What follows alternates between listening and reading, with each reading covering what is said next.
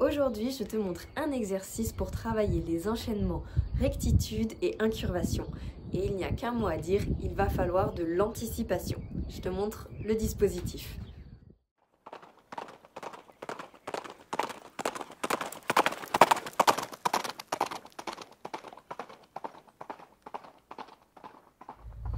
Petit rappel des distances au pas et au trot.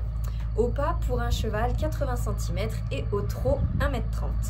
Pour un poney D 75 cm au pas et 1,20 m au trot. Pour un poney C 70 cm au pas et 1,10 m au trot. Et enfin pour un poney B 65 cm au pas et 1 m au trot. L'exercice se découpe en 3 parties. Dans un premier temps, tu vas commencer par travailler la rectitude en passant au pas entre les barres.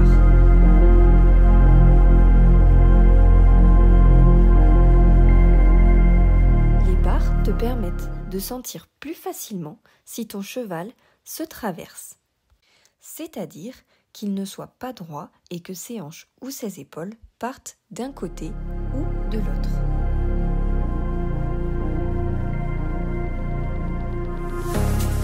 Cheval n'est pas droit, avec les barres de chaque côté, tu t'en rendras compte beaucoup plus facilement.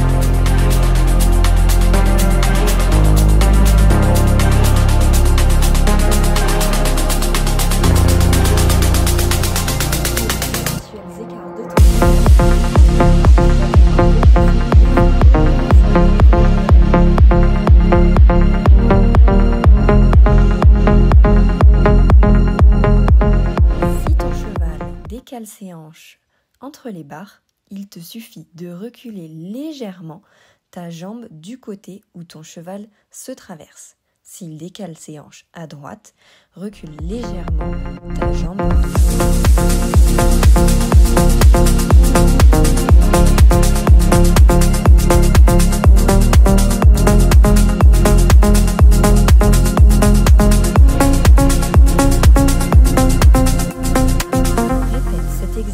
aux 2 mains, car il peut y avoir un côté plus facile pour ton cheval.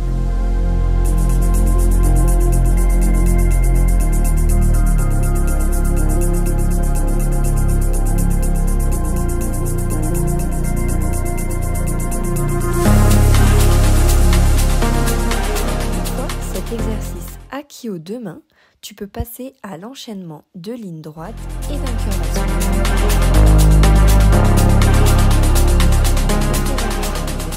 Tu vas commencer par l'enchaînement de courbes et une fois tes courbes terminées, tu iras sur le passage entre les barres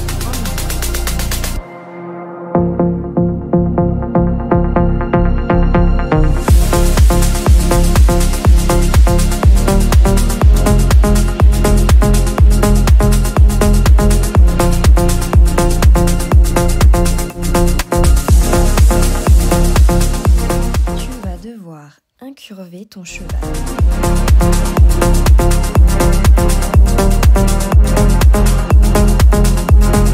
L'action de talon doit être définie de 2 manières. La première par l'action de ton talon. L'action de ton talon te permet de faire accélérer ton cheval. Par contre, l'action de ta jambe, c'est-à-dire ta cuisse et ton mollet sans ton talon, te permet de bouger les épaules de ton cheval ou bouger les postérieurs de ton cheval. Si tu places ta jambe au niveau de ta sangle, tu bougeras les épaules. Si tu la recules légèrement derrière la sangle, tu bougeras les postérieurs. Et cette action doit être dissociée. Tu dois apprendre à travailler les deux séparément pour gagner en temps. Pour cela, ta jambe interne à la sangle va permettre, par son action, une pression discontinue qui va maintenir l'impulsion et indique le point central d'incurvation.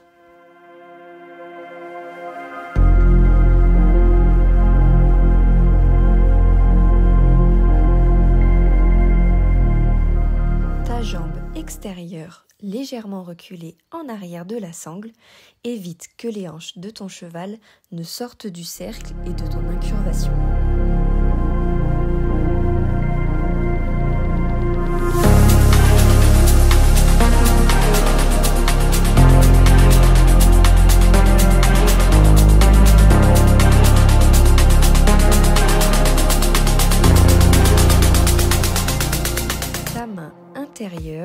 reine d'ouverture et ta main extérieure contrôle les épaules pour qu'elles ne dérapent pas.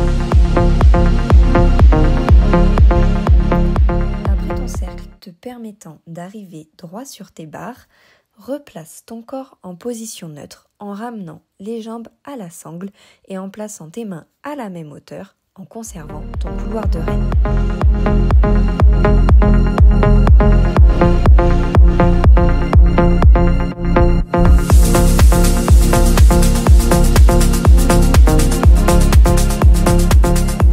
Une fois les barres franchies, on prépare le prochain demi-cercle en préparant ses aides.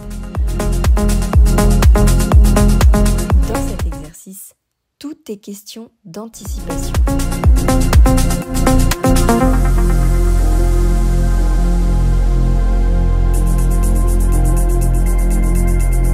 Pense toujours à anticiper tes demandes sur ton cercle et aux 3/4 de ton cercle, pense qu'ensuite tu vas devoir enchaîner une ligne droite.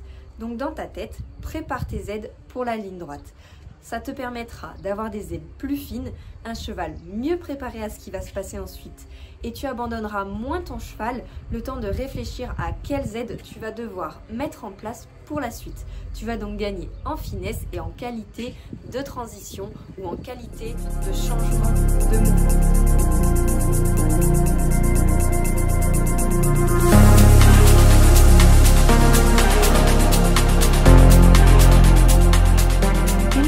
L'exercice maîtrisé aux 2 mains, tu peux passer au trot.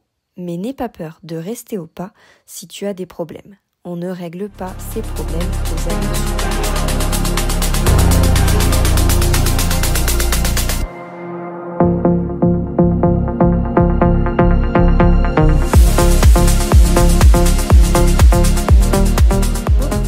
Tu vas recommencer le même exercice de rectitude entre les barres.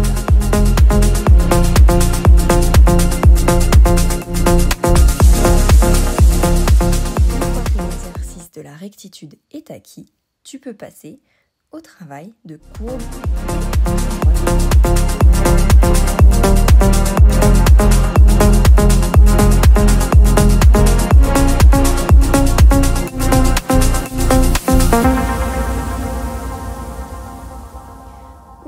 Fais attention de ne pas perdre le rythme.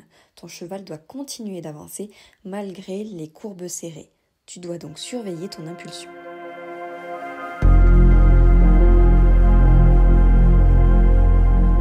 Fais attention à ne pas t'incliner vers l'intérieur de tes demi-cercles. Cela perturberait l'équilibre de ton cheval et donc son incurvation.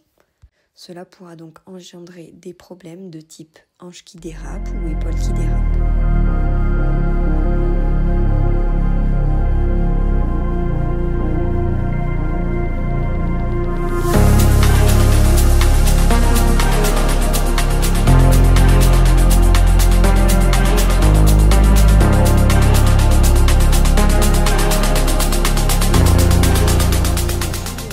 Sur lequel tu trottes à chaque demi-cercle, ou bien tu peux faire tout l'exercice sur le même diagonale et changer de diagonale quand tu changes de sens.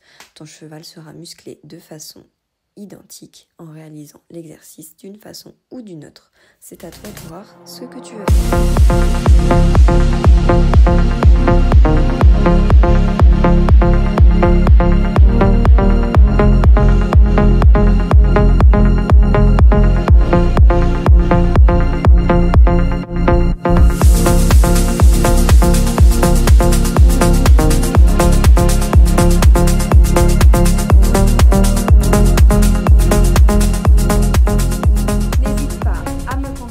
en commentaire ou en mail pour me donner les difficultés que tu as ressenties et on trouvera ensemble des solutions pour te permettre de progresser. N'oublie pas non plus de t'abonner et d'activer la cloche des notifications pour recevoir tous les exercices qu'on va faire ensemble avec cette petite bête pour t'aider à progresser.